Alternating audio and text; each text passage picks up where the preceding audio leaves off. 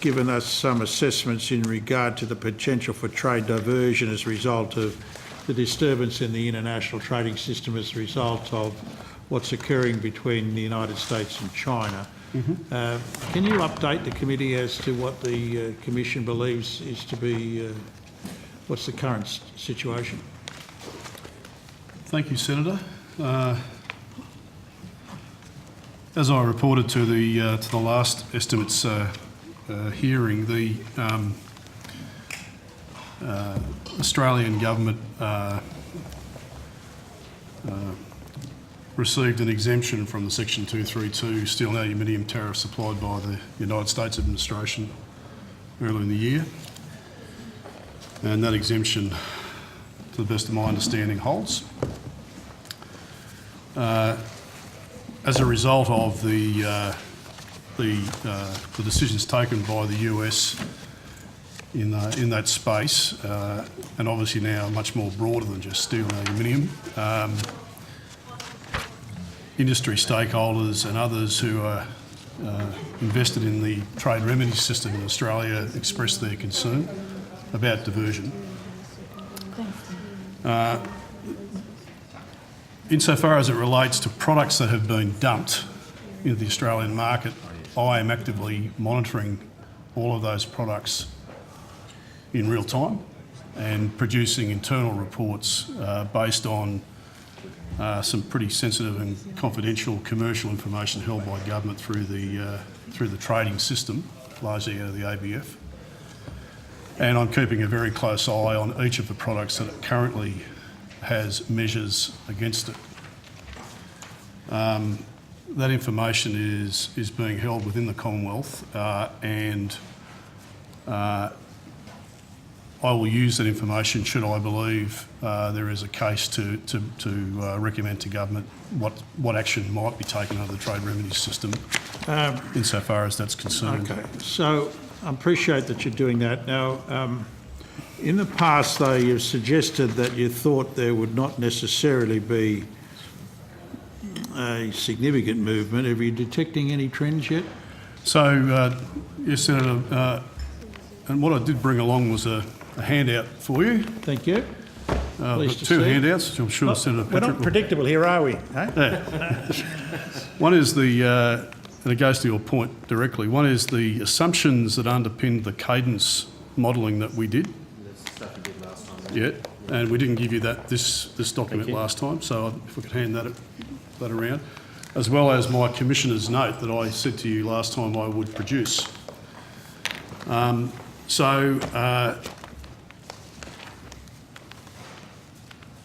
What I'm prepared to say is that there are some discussions going on with certain industry sector players in relation to their interpretation of trade data that they have access to that may cause them concern, and what I'm doing is talking with them about my understanding of trade flows for those particular products to see whether I believe as the Commissioner that there might be a concern that the Commonwealth may wish to respond to. And I don't want to go any further than that. No, right, okay. But can you tell me the sectors? Are we talking steel, aluminium? At the moment, the sectors that are of greatest interest are steel. Steel. And the products in steel, both long and flat. Steel fabrication? No, it's basically long and flat and raw products. Yeah. All right.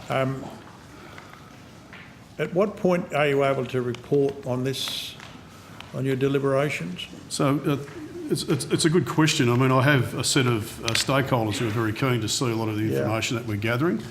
I'm working with other Commonwealth agencies at the moment on whether I can create a publicly available information document or consider other mechanisms that might enable me to provide certain information. And at this stage, I'm still considering what that might look like, and I'll need to take that to government and obviously brief ministers. Commissioner, what concerns me is the time lags. That we may well be entering into a period where this Parliament doesn't sit for a while. Mm-hmm. It may well be we're entering into an election period. Now, they could speculate about all of that, I know, but the point I'm trying to make is the political system may not be able to respond quickly. The actions that are required in terms of trade remedies often require changes in legislation, don't they, or changes in... You'll need a legislative foundation to act. So What do you yes, do in there are- that circumstance where the parliament, the political system can't respond quickly? Under the current system, it's my call, based on applications by industry, as to whether I initiate an inquiry under either the dumping provisions of the Customs Act or the countervailing provisions. The third trade remedy agreement that's administered by the Commonwealth is the safeguards mechanism through the Productivity Commission, and that's managed by DFAT. So insofar as it relates to questions around dumping or subsidy, I can act based on the information that's provided to me in the application. And as I say, the safeguards consideration would be for somebody else to consider in government. Who in government? Well, it'd be DFAT are the lead agency in relation to the policy and the practice in relation to the safeguards mechanism. And the Productivity Commission is the prescribed investigating authority. Yeah, that's under the current arrangements. Yeah, so I have no... As you know, role. we've announced policy in regard to transferring those powers, but I'm just saying, under the current regime, you believe you've got sufficient capacity to respond, even if the Parliament's not able to. For instance, between Christmas, or I think December 7th, the last day of this parliamentary year, through to the beginning of the new parliamentary year, which is in February.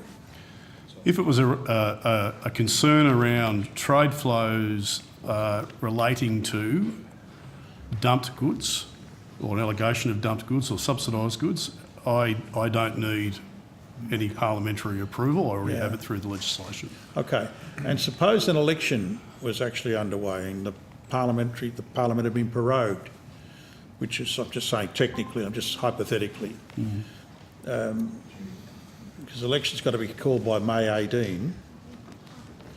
Parliament can be prorogued in a period prior to that. Parliament may not come back next year. You can still think you act within the capacities that you have? Well, the law is, as far as I can take advice from my lead counsel on this, but the law, as I understand it, would still apply, and I'd still be able to take actions under either the dumping or the countervailing provisions. Now, what about during a caretaker period of government for the additional measures you need? What happens then? I'm not sure, Senator, about the additional measures you're referring to. Well, you said that DFAT might have to be called upon. Well, that's a question for DFAT as to how they currently manage the safeguards mechanism. It's not within my remit, so I have no comment. Minister, what happens, do you think, in those circumstances? Have you had any advice to that effect? Look, not on this specific matter, Senator Carr. Obviously, not in my direct remit, but I'm sure if those eventualities were to arise, that the caretaker provisions would be complied with if there were matters of a significant nature that required action to protect Australia's national interest. The caretaker provisions provide scope for such decisions to be made, and of course there may be a need for consultation with the opposition in those areas as well. That's all I'm seeking. That's understood that that's available. Because there is a sense of urgency and imminent threat, I think. I think, Commissioner, that's what you're saying. You're actually concerned as well that the circumstances may not be as they were when you initially issued this note in July.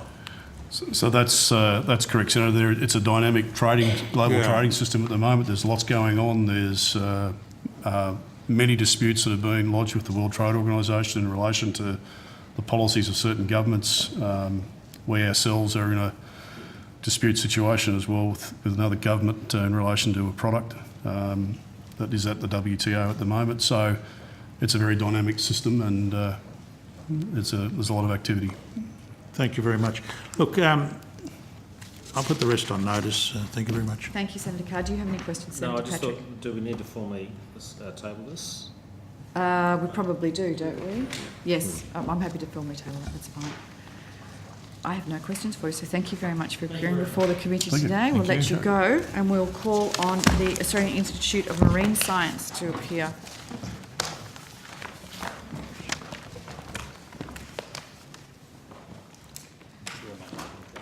I know. Kim's going to get us back on track. Trying. Yeah, he's doing his best.